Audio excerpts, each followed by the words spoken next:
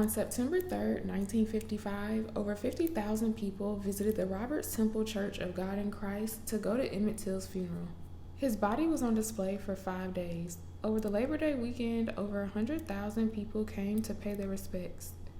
His mother, Mamie Till, had his casket customized with a piece of glass covering his body so that Emmett could have an open casket service. She also told the funeral directors that she didn't want them to try and beautify him or apply any cosmetics to his face. Mamie said that despite the enormous pain that it caused her to see her son's dead body on display, she wanted the world to see what they'd done to her baby. Funeral goers who looked down into Emmett's casket saw him beaten and mutilated, just like those evil men left him by the river that night. Pictures of Emmett were published in Jet magazine to help spread awareness. Emmett Till's murder and open casket funeral helped spark the civil rights movement. It was only 100 days after Emmett Till's murder that Rosa Parks did what she did. She told Jesse Jackson that she thought about going to the back of the bus, but then Emmett crossed her mind and she just couldn't do it. 8 years later, on the anniversary of his murder, Dr. Martin Luther King Jr. delivered his famous I Have a Dream speech. I said it once, and unfortunately, I gotta say it again. The disrespect of black bodies does not stop after death. After his funeral, Emmett was buried in the Burr Oak Cemetery in Chicago. The marker on his headstone said Emmett Till in loving memory, with the date of his birth, death, and a photo from Christmas. His mama was not very happy with the way the cemetery was being maintained and wanted to move him to a different cemetery. The gravesite was often flooded, the headstone had been broken by mowers, the picture was all tore up, and the vase to hold flowers wouldn't even stand up anymore. In 2001, the cemetery was under new management. They convinced her to keep him there by promising to build the Emmett Till Historical Museum. The museum was supposed to honor Emmett's legacy and be the final resting place for him, his mother, and her husband. The cemetery never delivered on their promises, but this wasn't the only lie that they tell. During the trial for Emmett's murderers, they tried to dispute the identity of the body found in the river. The state of Mississippi wouldn't reopen the case unless they could prove that the body in the casket actually belonged to Emmett. In May of 2004, his family agreed to have his body exhumed so that they could do an autopsy. When they were finished, they had to bury Emmett's body in a new casket, leaving the old one empty. Burr Oak Cemetery covers about 150 acres. That's enough room for 130,000 graves.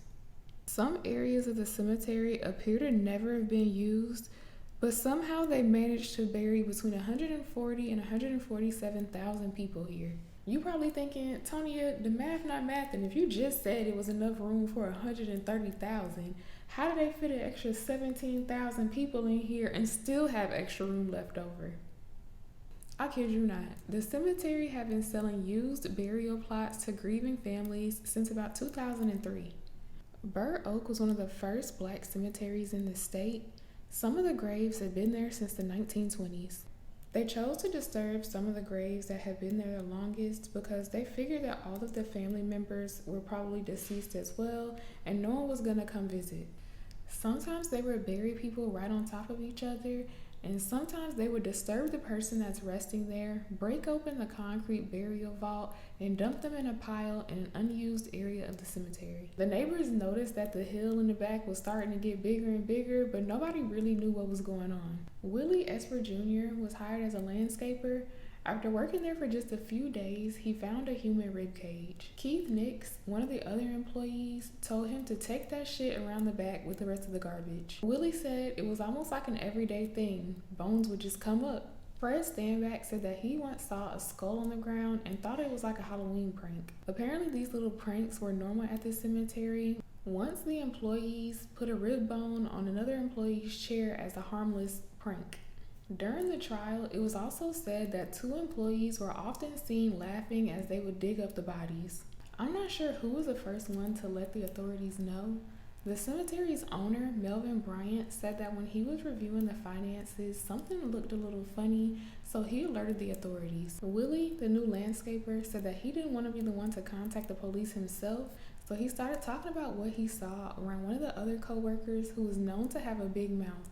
His little plan worked, and before you know it, the authorities had caught wind of what was really going on at the cemetery. In June of 2009, a human bone was found and given to the police. This really helped kick off the investigation. They found over 1,500 bones and made a few shocking discoveries.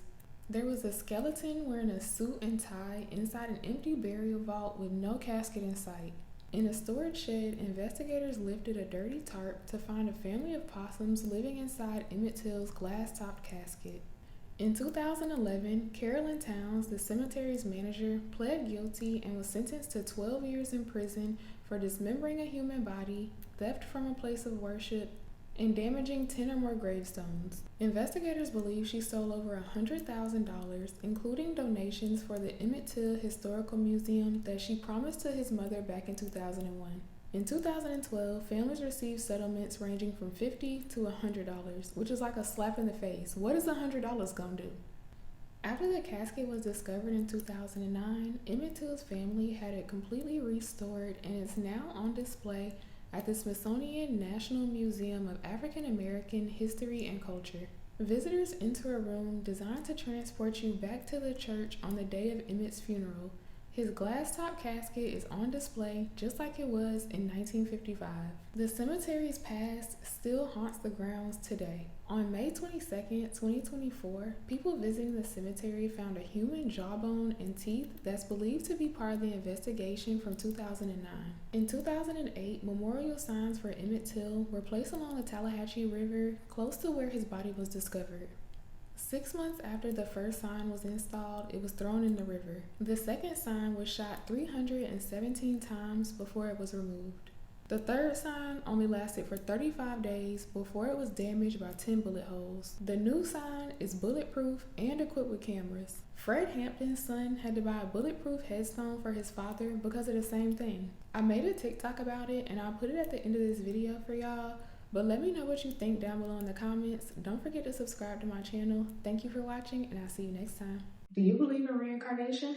Fred Hampton was a 21-year-old member of the Black Panther Party. He was killed in 1969 by the Chicago police when they shot over 90 rounds into the apartment where him and his pregnant fiancée were sleeping. It's like a weird tradition for local police officers to visit Fred Hampton's grave every year and shoot at the headstone. They already killed him, so what are they still mad for?